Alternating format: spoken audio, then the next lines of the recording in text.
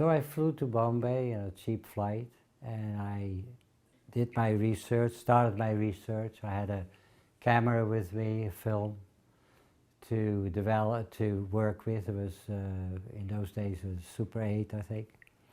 And then a little recorder for sound. And I started walking around Bombay first. Just went to all different places. I went to temples, and I could not find any Krishna temple. I saw deities, Vishnu deities, Shiva deities, Durga deities, Ganesh, a lot of Ganesh. I could not find Krishna. And I was not just looking for Krishna, I wanted a temple where Radha was involved. So Radha and Krishna temple. Because that was the song. It was about Krishna, Rama Krishna, and Radha Krishna. Because the name of the group, the Prabhupada's band, was called the Radha Krishna Temple.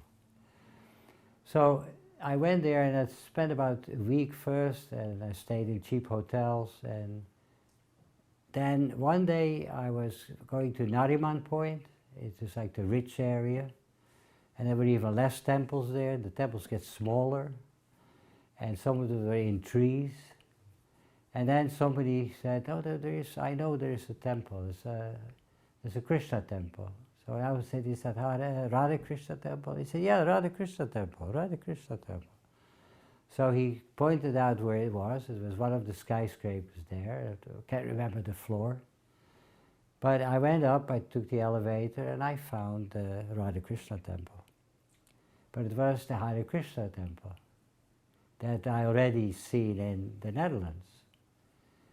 So I went inside, and then a lady was there, Madhuri was her name, and she asked me to sit down, and thank you for coming here, and she gave me a glass of water. And she said, you know, please feel free, the deities are here, they're for you to have a look at and see how beautiful they are. And so I said, the devotees will come soon. She thought I was probably looking for some devotees. So then, about an hour passed, 2 hours, and then finally the devotees came in. Narayan opened the door, Haribo, Haribo. Then I met Shyam Sundar, and they wanted me to come with them to Juhu. They said, our Guru Maharaj is there, and he's going to speak. There is a pandal. I didn't know what a pandal was, but he was going to speak. And I know he was a very powerful person, because he did it so quick. He just totally changed the idea about India by just having the Hare Krishna mantra become very popular, even on the pop charts. So I was like, that is quite amazing that I'm going to see Srila Prabhupada, or Prabhupada tomorrow, or the Swamiji. And so we took the taxis and we went to Juhu, and it was, the pandal was ready there, and then Shyam Sundar asked me to tape, because he forgot his tape recorder. So I used my little equipment, and that's when I did taping Srila Prabhupada first, who was sitting in the Vyasasana, and I was taping a little microphone on the big microphone. And I sat down. I just followed Shyam Sundar, said, so you just sit down next to Prabhupada there. I still had long hair. So Prabhupada sort of looked over to the left, and he was just wondering, who is that there? So anyway, he gave his lecture. It was very hard for me to understand because of the accent. And then also the sound was a little bit coming back, so it was not an echo, but it was a little bit difficult to hear. So anyway, I sat there, and then it was over at 10 o'clock. Everybody went, and then we had to go to sleep. So then they invited me that I could join the devotees on the roof, so I had to sleep on the roof, which was quite common, because when I hitchhiked earlier, we slept on benches, we slept on cars, and in whatever place you could find for some shelter. So the roof was comfortable. There was a mosquito net. I was protected against that. And I went there, I slept. I was next to Dinanath. He was chatting a little bit. He likes to talk. He did a lot of the kirtans in those days. And And he was very nice to me. He preached a little bit, and he said, you know, this and that. And then he said, well, I might be getting up early in the morning, but you don't have to. I said, okay. So I was, when it was morning, and I could hear that people were leaving, you know, putting the mosquito nets down and all the goodies, or cover it up. And then I was still in the tent sleeping, and then the Brahmananda woke me up that I have to get up. It's time for Mangalarti, and you can go down. Then he saw I was a guest, so then he said, okay, but you can go to Mangalarti anyway. So I went down, put my clothes on. I had no time to shower. And then I was there, and somebody gave me some beats, and I was trying to figure out how to do that. And then Mangalarti was over, then there was a little time, half an hour, I was just sitting there, a little bit lost. So Brahmananda came back to me and said, 7 o'clock this barber opens up here, and you shave your head and leave the Sika there, this one is there, and here's a rupee. Okay, thank you. 7 o'clock I went to the little barber, playing the typical Indian music from the film music, very loud. And there were all these other people, they getting shaven, and so they saw me with a long hair like this, and I had to prepare me. So they knew what was going to happen. I didn't know. The barber knew. So I come back from there. Brahmananda was waiting for me, and I said, okay, you go with Shyam Sundar, and you go, Prabhupada wants to see you. And then it was like, I was getting nervous a little bit.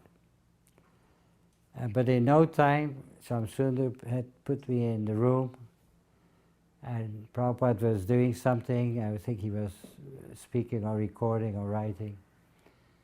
And he looked up and he says, oh, he said, now you're very beautiful. He said, sit down, please. And then he smiled, and he sort of looked at me, and I was very humble, like looking down. I was afraid to look at him. And then he spoke. He said, what is the purpose of decorating dead bodies? And I looked up, and I looked at his eyes also, and I said, no purpose. He said, exactly. He said, Krishna has sent you here to design this temple.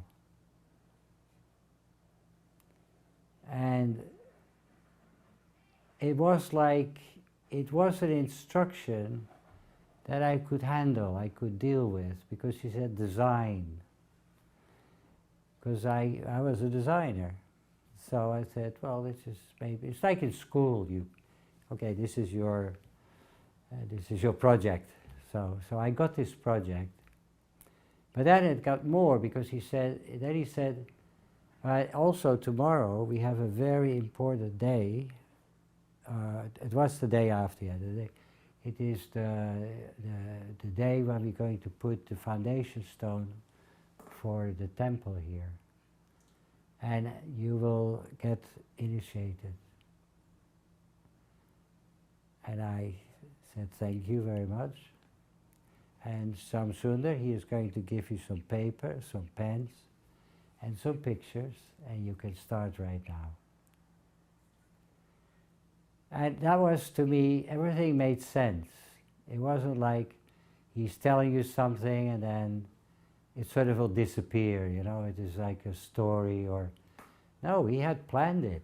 There was paper already. There was already photos that he had collected for me to look at, study how he wanted it to be. So he gave me full direction, full support, and I had to sit outside of his room on the veranda next to the secretary.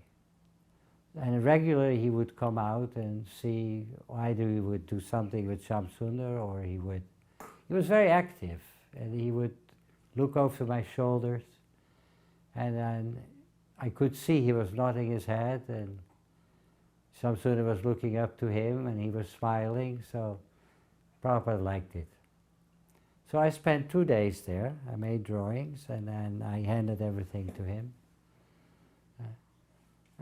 So before that, I'm going to forget this again, the second day, we had to go out there. It started early in the morning for the fire sacrifice for the Juhu temple and the initiation. So I was together with Banu. He was a Japanese devotee. He got Brahmin initiation, whatever that was for me, but he got a thread around his neck, and I would get first initiation.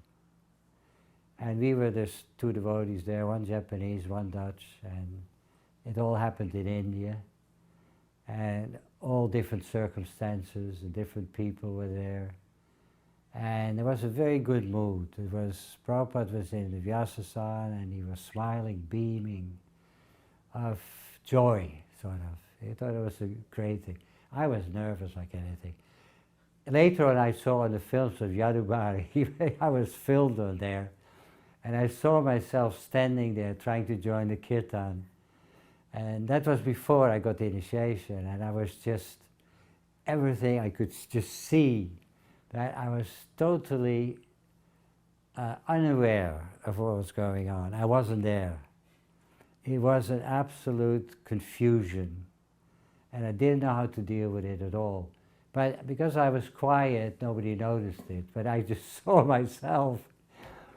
And even my partner, she saw that film and he said, "You didn't know what you were doing there."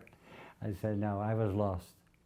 So then we sat down, fire sacrifice starts, it's over, you get the thing on your face, and then Prabhupada started chanting on the beach. First Banu, I think, no, I was first. He first chanted on the beach, and then he called me over, and then put the beads around, and then he gives the name. So he said, he didn't say your name. He said, "Yeah, your name is Zorro." Zorro. The accent was very strong, and I tried to relate to it because I thought there will be a Krishna in it. There will be something about, you know, what everybody wanted to be, a name that is, you know, has substance, and it has a ring to it. You know, everybody, when you have that name, everybody will like you. Now it was, for me, what I understood, it was Zorro. And I didn't have the courage to ask him again what he was saying. So I just took like Zorro. I just saw that sword going with a Z, Zorro. Then some devotees, when I went back to my place, they said, "What's your name? What's your name?" I said, "Zorro." "Zorro?" I said, "Yeah, you said Zorro." So they said, "Oh, that cannot be Zorro." I said, "No, I understand Zorro." I said, then Shamsunda came over and said, "What's the problem?" I said, "Oh, Prabhupada gave me the name Zorro." He said, "Oh, that cannot be." I said, "Just wait, I will ask Prabhupada." So later on he went over to Prabhupada, and then he came back, he said, he wrote it down, and "Your name is Saurabha." Saurabha. I said, "What does it mean?" "I don't know." So I was almost half a year that I had no idea what, and I asked people, "What does Saurabha mean?" Nobody could tell me. Apparently later on there was 2 or 3 explanations I got. One was it's a Bengali word for nice fragrance. So I was thinking, I'm not a flower, you know. It's nice fragrance. And another one interpretation was it was a very great poet. He was a very important sadhu in those days, but he was not in the Vaishnava line. He was more towards the Persian, Middle Eastern style of thought. I thought, that's interesting. So I just accepted that, and I said, well, I definitely have a different name. And this is also, I could see that Prabhupada put me a little bit in a different area. That it would not be too religious for me. So it's either beautiful smell, great poet, and although I was then, because of that, I suddenly felt I should be more religious. But you know, what can you say? This is it, you live with it. And actually it sounded quite okay. So I was Saurabh. So that was all the years when I was working on the temples, except in the last year, when Prabhupada was already very ill, that I received the sannyas, and that my name totally changed into, so he knew, Surabhir Abhipalayantam Das Swami. It was a long name, and it was a good name for me, because it was so different from Saurabh, and I felt I'm part of it now. So that is how I got Prabhupada into my life so strong, so deep, that everything was for him at that moment. But not for him like a fanatic. It made so much sense again to me that I can do this. He makes it possible. If I would get restrictions, got to be this, got to be that. Although Juhu was very particular about the look of the temple, but the temple was so beautiful, that Nugavinaji temple was very sort of an influence of Italian style. You could see the Renaissance in there, from that period when, in the colonial days, were exchanges of culture and art. And that was intriguing. So that Prabhupada liked that. It was, to me, again, easier to relate to it, rather than having to make a South Indian temple, a South Indian style temple. But nothing happened. About 3-4 months later, when I stopped working finished the book with Vishakha Devidasi about the presentation of the Juhu project with 2 skyscrapers and theater and restaurant, then I got a message from a devotee that Prabhupada wanted me to go immediately to Hyderabad. There was land donated at Nampally Station Road, and he wanted me to go there to work on the temple, to design the temple. So I took the train, and I went to Hyderabad, and there was a big pandal there, and it was a very different mood, South India a little bit, sort of in the north of South India. And then Prabhupada was sitting there, and then there were all these very rich, very well-to-do, high-class Indian communities were there, and then so I came over and he called me in. This is our architect. And everybody went like this. He is going to design the temple here. So it was like he brings in people from the West, or he makes you like that we are coming there to do something and to get to respect both ways. We learn how to respect the Indian culture, and they learned how to respect the West. That we have come, he would give many times the example of this boy here, his father is a very famous lawyer in New York or in Boston, and his son, he studied at university, got all the degrees, and see, he's become my disciple. And he's very intelligent. And this person and this person, they're all very intelligent people. They are looking for Krishna. And they have come to India to learn about Krishna, to learn about your culture that you have forgotten, that you are giving up. And they're coming here to build the temples, to do the book distribution, to teach the world about Krishna. That was his way of working. It was, from the West you bring in the best from the West, from the East you bring in the best from the East. And that goes versa, because Prabhupada's being the ambassador for Vrindavan ultimately, and going around the world and spreading the Harinam, was the most important thing that India has ever done to the world. And it was just one single person. And in the same way, what he has done to us has been the most important thing for the West, to learn from what the old things are and to help preserve it, because the West is good in preserving. They have great museums. In my town, they have old buildings, 600 years old. They don't knock it down, they keep it up. That is the mood. The mood is to preserve things, to have it for next generations, to see it. In India, you also have a lot of buildings preserved, but they are huge, big blocks of stone and everything. But anything smaller than that just falls apart, is not maintained, it just disappears. So he wanted that two kind of mentalities to go together and then work together and then do the most incredible things. So we were from one place to another, then later on I had to go to Nellore, he would call me there, and then again, this is our architect, very talented architect. He's now doing Vrindavan, he's now doing Mumbai, so he would sort of play us up too, and it makes us feel good. So Prabhupada was very proud to have us with him. And then that service in India, which had, like so many people feel it's had hardship, it became a pleasure.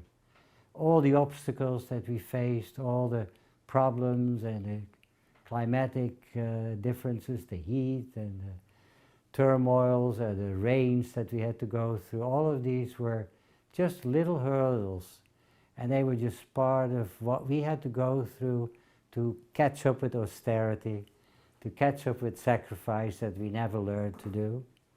Our parents did because of the world wars, but it wasn't a Western thing.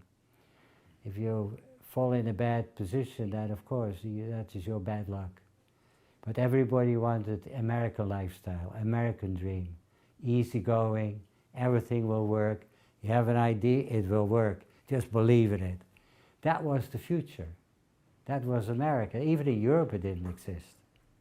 But Prabhupada liked that, because that would be helpful. It's a very positive attitude. So even if these people that can think like that, send them to India, let's see how long they can keep on thinking like that. So we had those shifts. We had those first shift, second shift, third shift, like a whole plane full of devotees, practically. They would go to Bombay first, or always in Bombay first. Then a bunch would go to the south, and others would go to the north, to Vrindavan, to Mayapur. They were all divided up. And then 6 months later, another group would come, because about 50% were just not able to make it. And then by the end of the day, there was only 20% of one of those groups that would fly in. And we were there, we were like the, we were the first. And then we would just, oh, here they come again, let's see. They're all very white-skinned and haven't seen the sun yet.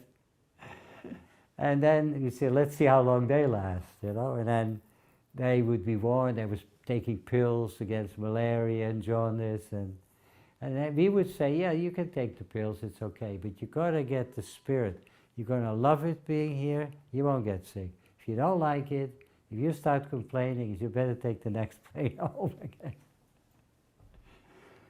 So that was India. And all of that was Prabhupada was just there, and then he was going to the West again, and then he was continuing all his projects over there, and then he left it to us. Slowly he was going less to India. It was set up. The land problems had to be still dealt with, but he had the feeling we would get where we wanted to be. Vrindavan was quite easy. It has had some problems, but Ramareti got established first. Bombay had difficulties, but 3-4 years later it got also sorted out. Mayapur always have problems because of the communist government there. That's an ongoing thing.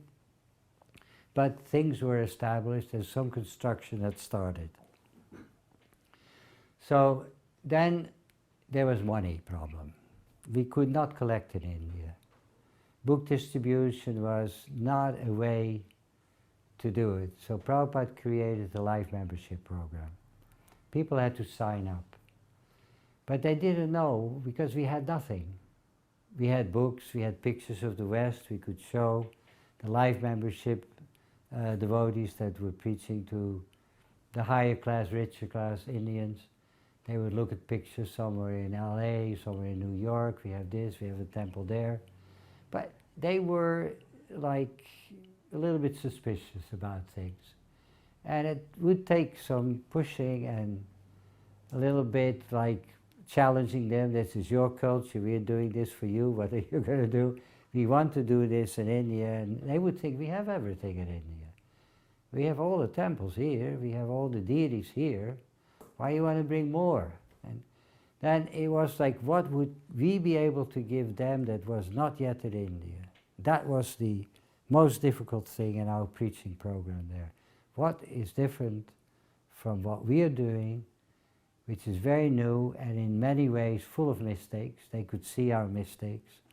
We were not Brahmins, we were not a priestly class, we didn't have degrees to be a pandit, we didn't know Sanskrit, we didn't know that culture, we had no little bit of information about history, most of it learned from the West, which is not their history. So they couldn't see it. What are we going to do how are we going to help India? Like for them it was just give us money, you know, we're poor, just it's better, you know, build schools, hospitals, charity. That is good. But to make more religions in India, I said we have more religions in India than anywhere else, you know. Vaishnava, well we have, yeah, okay, Vaishnava, this, you know, I have my Guruji here and then picture on the wall. And you can't talk them out of their Guru, that is, they do their worship with a little garland. So I was going on these membership trips sometimes, the preaching going on, and it was annoying to me. I was thinking, this is not good for me, because I would first have to find out what would trigger them, what would make them believe in us. And then I went back to thinking, yeah, Prabhupada said it is build those temples. That will convince them. All of that Prabhupada left to me to figure out. He didn't, it wasn't like, okay, if you have money you put marble. So we had to put marble on the floor, because you couldn't do that mosaic. So marble had to be on the floor, so we had to get good quality marble, and it's usually Prabhupada liked black and white, that we knew, that I knew. And then it was all brickwork. So we could not get good quality bricks because they were too expensive. So then Prabhupada, when he was in Vrindavan, one of those trips, so I came to his room, I had to report what was going on, and Prabhupada was like, why is it so slow? I thought that we were building, there's money. Why is... we had money before, yes, we bought the steel, we ordered the cement, we have the sand, we got truckloads of sand, but we don't have enough money to buy the bricks. So he said, so you buy this, you buy this, you buy this, but you don't buy bricks? I said, well, because we have to buy the minimum. We have to buy so much steel. So if we only buy one truck, then we will be run out very soon. So we have to order 3 or 4 trucks together. But then there was no more money to have the bricks. So he said, well, then do hundi. Hundi. Hundi. Yes, hundi. It is a very old system here in India. You can do hundi. I said, how do I do that, Srila Prabhupada? He said, well, you go to the supplier and you say, please, can you give me hundi? And then you tell him what you want. Oh. So I say hundi, and then I tell him what he wants, and then I get it. I was in my mind going like that. He said, but they may not believe me. They may think I may have some, you know, I may be going to steal from them. He said, no, you say, Swamiji said, give hundi. just like that, Srila Prabhupada, just Swamiji said. You try. So Prabhupada left, and then we were looking for the best supplier. We said, we're going to get good bricks now. We've got a hundi, we're going to get, it's guaranteed, Swamiji. So let's get the best one. And let's not think too much about how much it costs, because it's going to be hundi. It's almost like a credit card, you know. And so we had Ganga Prasad. He was the one, because I was thinking of Prabhupada's house to make special bricks, because the bricks that you can get locally are very ugly, and they break easily, and we had to carve them. So we had to have very good quality bricks. But when you carve bricks, you lose about 30 to 60%. And so we went to Ganga Prasad, and we just followed Prabhupada's instruction. And I said, Gangaji, we would like to have hundi from you. He said, hundi? I said, yes. You sure hundi? I said, yes. I said, Swamiji said. Ah, Swamiji said hundi. So he smiled. He was like, okay, okay. What do you need? 4 trucks, please. Best quality, please. Best price. I said, I give you best quality, I will give you the quantity you want, but best price you have to leave up to me. I will deal with Swamiji about that. So, okay. Next day we had 4 trucks of bricks, and the work started. Then when the money came in, then we, of course, we had to pay off and take care of all the other debts that we were doing with hundi. No, we only used it for the bricks. So the temple was going well, and from that time on, we felt strong. And then the village got interested in us, the Vrindavan town, because they were thinking, you know, Indian way of thinking is, see, once they give credit, that means we will come back to them. And they could see that we were going to build, and we want quality. So Prabhupada was very intelligent, that he, through me or through us, he was able to get the business community motivated, like, hey, there is money coming there. And then everybody was, the wood suppliers wanted to work with us. All the people came to Raman Reti, they wanted to work with us. Just by Prabhupada coming up with this idea, sending his disciples to do it, so that people would trust us. If he would go and do it himself, they wouldn't do anything to Prabhupada. Would come, well, there's Prabhupada coming again, well, 6 months later. We couldn't get to do anything.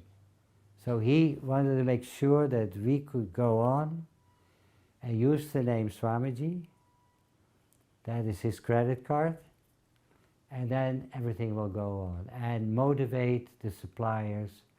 But the thing was, we want best quality. Yeah, Ramareti, you have to bring good quality wood, well-seasoned wood, otherwise it will be rejected. We had some engineers at site at that time also. So then also the money thing was being resolved with Guru Kripa and some other devotees that collected, and Vrindavan was going faster and faster. Prabhupada would write letters. Where are we now? It's going on, but when are we going to open? Set the date. Set the date. Who is going to do that? They set a date. It was the wrong date. We couldn't make it. Prabhupada was annoyed again. He wasn't annoyed with me in terms about the date or promising things. He was annoyed with me only because he wanted me to go faster.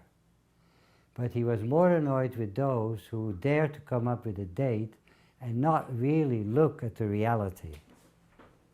So why did you speak with Saurabh?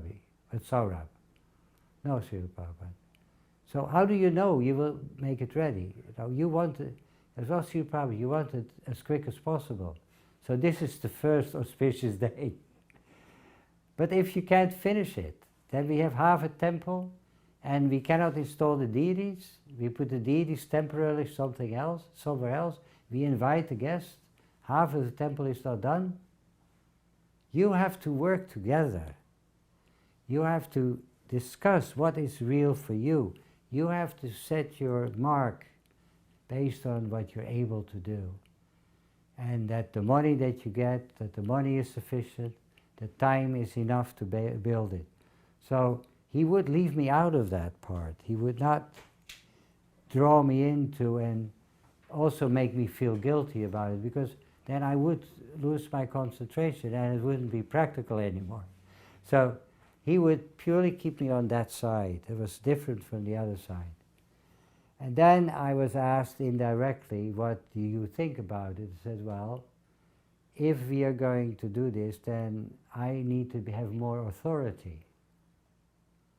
So that is when Prabhupada asked Jamuna and Gurudas to go to Gurudas and collect money for the deities. Then Bharadwaj came over to work on the deities. And then I was in charge of Vrindavan to make sure that the temple got built. We had this while being in Vrindavan and becoming a more mature devotee, I realized that there was a kind of a competition going on between Vrindavan and Mayapur. In the beginning it was who was going to get money in order to build faster. Later on there were other reasons, but I was still at the time when we needed more money for Vrindavan, that one day we had to go to Bombay. Prabhupada was in Bombay, and make a presentation or ask Prabhupada for more money, because the money that was coming in was still not enough. So apparently we took a train to Bombay, and also Mayapur took a train or a plane, I'm not sure, probably a train with Gargamuni, and I was on the other train coming from Vrindavan, and we were all going to Bombay to ask Prabhupada for money. So we were sitting in that little room in front. Prabhupada was having some other things to do. We were waiting. And then Gargamuni looked at me. I was sitting over there and said,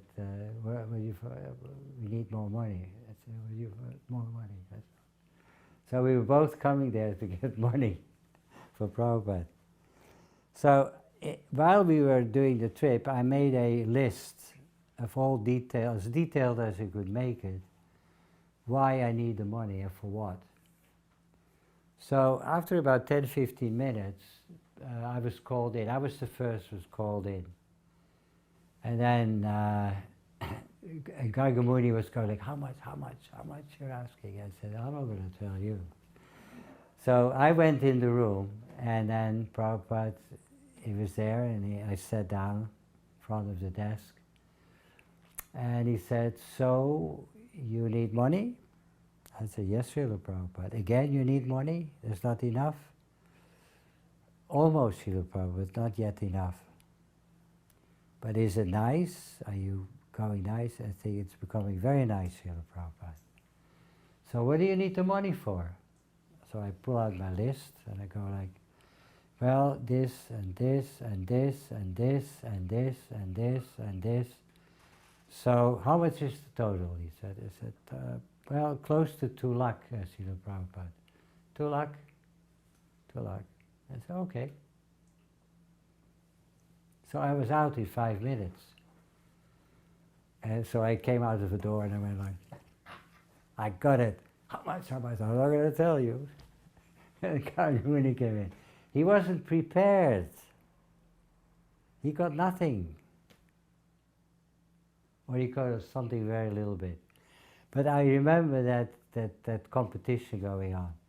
But then what happened is that they prepared a draft for the money to send to the Punjabi Bank in Vrindavan. And Prabhupada had the draft in his hand, and he was handing it over to me, and I was sitting on the end, and I was grabbing the draft and I was pulling it, and he didn't let go. Gunadeva was sitting next to me. And it was really strange, so I said, maybe I stuck on his finger, so I pull a little more. He kept it in his hand, and I sort of took my hand back. Then he said, put it back to the draft. I said, oh my God, he's going to change his mind. Maybe I was too proud to Gargamuni, or Krishna is going to punish me, and Prabhupada found out I made fun of him. I was like, we lost the money, right? And then he said to Gunanava, he said, how much does it cost if you go from Raman Reti on the rickshaw to the Punjab Bank and go back? So Gunanava, about 5 rupees, Srila Prabhupada.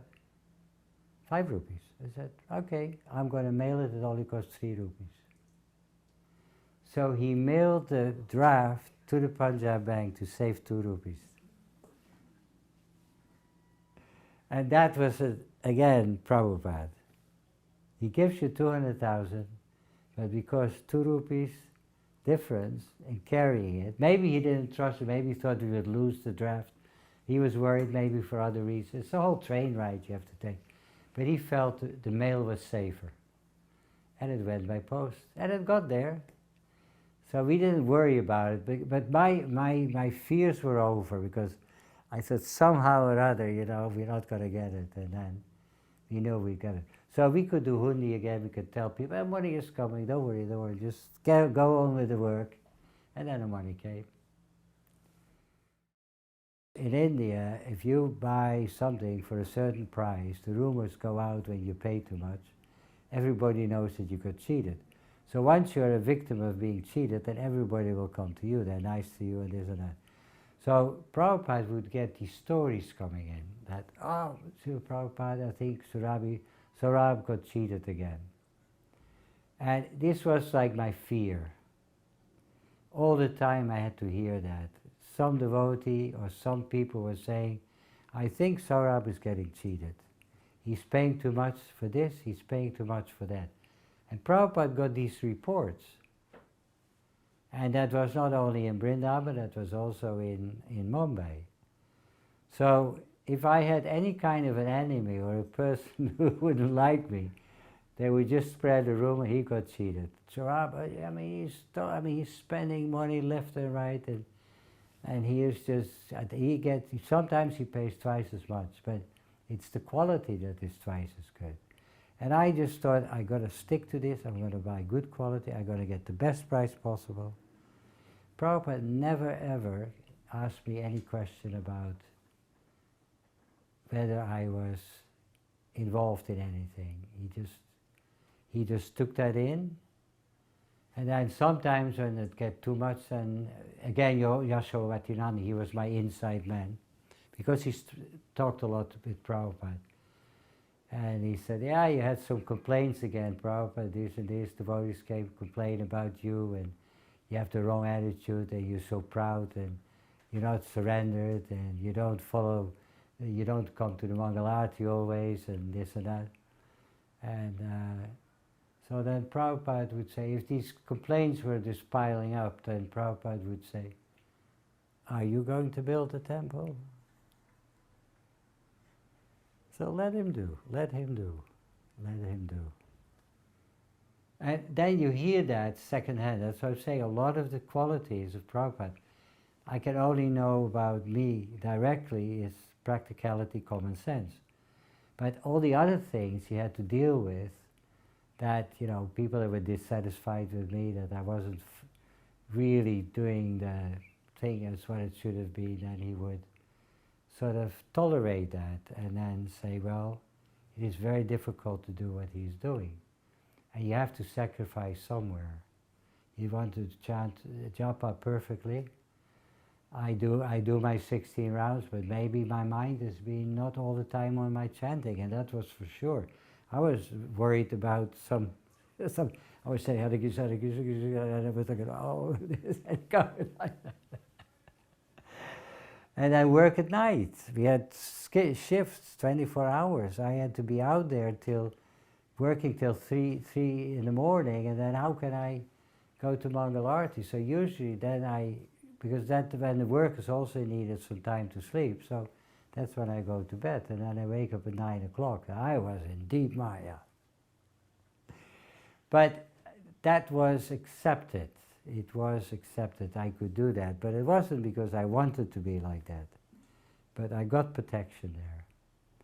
And so Prabhupada wanted everything to go as quick as possible, as fast as possible, and even if I would be sacrificed, not being able to do my spiritual duties and not being able to always do what the temples do, then he would compensate for that and take that on himself, that he would protect me, that my spiritual life will not suffer because of that. In fact, maybe improve. One may say, like you just put the question down, that 2 rupees, what makes the difference? Why is that so important? We felt as devotees, in a way we got a kind of a kick out of it, because to us he was telling us something. It wasn't like, I never saw, because everything is Krishna's anyway. So Prabhupada doesn't have to do that to save Krishna's money. It is us. We are not aware how difficult it is to get the money. So it goes a little bit different. We are irresponsible. Our nature is to be irresponsible. He wanted to make us understand that even for 2 rupees you have to be responsible. That is common sense to me. So that is how I saw it. I never thought that that's going to make, that Prabhupada is doing that because it is saving Krishna's money. Everything is Krishna's money. Whatever it is already Krishna's. People steal it. But for us it was, we are not going to steal. That was not our problem. That's the karmic problem. But as devotees, because we have that protection, because our karma is reduced, we still have a tendency to be a little bit nonchalant, be a little bit careless, and not understand that it is very difficult. Others have to go out in the street, collect books, collect money, to get that to India. So whether it's 2 rupees, 2,000 rupees, or 200,000 rupees, somebody worked for it. If you lose that and you waste it, it is your neglectfulness and it is not a right, responsible attitude. And that going down to 2 rupees, it was for us, it was hilarious. I mean, we were saying, this is amazing how we have to learn things and what Prabhupada really thinks of us. How much does he trust us? How much does he care about us? It all explains in the 2 rupees. He doesn't trust us, but he cares so much about us. He wants us to learn this, so that when we can teach our children the same thing. In the 5.5 years that I had association with Srila Prabhupada, and when I learned about Krishna consciousness, there was a consistent quality that would come out in every meeting I had with him, and it was based on practicality. I think the way he would see me and he could steer me in doing what I had to do, because I was very short, I had a very short period that I had to learn Krishna consciousness. And I also had to make these drawings and try to make temples that I wasn't really sure about what he really wanted.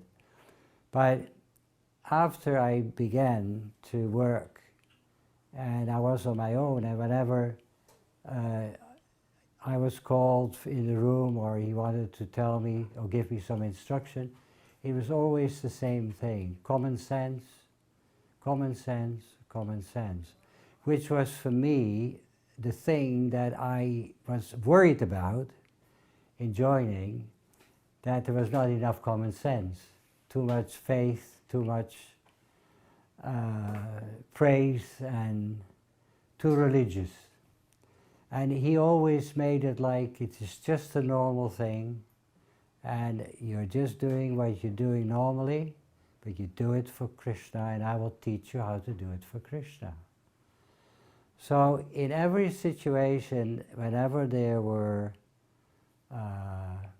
some problems, and I actually never asked him what to do. He would just give me the direction by talking to other people. I would just listen. And then I would just go on and keep on going. And if there was a moment that he was feeling that I would not be sort of in the right, going in the right direction, then he would again come back with that very down-to-earth approach, and he would just give me that opportunity to be myself, to go on with the creative part of me, and he had the faith that I would stick to that, because once it makes sense, I could work. So making sense to everything. It wasn't philosophical, it wasn't mystical, it was just exactly the way I was. And that is what intrigued me, that he was able to see me and how to use me in a very short period of time, and having me do things that actually I couldn't do, but I felt that by him being there, I could feel Krishna, which I would never even attempt to think that I had anything that I could get mercy from Krishna in that way. So I would always go back to my guru, that is Prabhupada, and I wouldn't allow myself to think any further than that. This is a job, it's got to be done. I'm going to sit and work here with contractors. I got to count bricks, I got to make accounts, I got to make sure that money will not be misspent. I have to be careful for being cheated. And this was a thing that was just going on during this entire 5.5 years that before he passed away. So that is the quality that he showed to me. I've seen many other qualities that he showed to others, but to me it was always the same thing. And there was one time when I asked him a question about architecture, I cannot remember what it was, and then he said, "Why you ask me? You're the architect." I said, "Use your common sense, you will know, you will find out." And that was giving me the freedom that even at that point where which I thought I needed direction, that Prabhupada would still allow me to do it myself.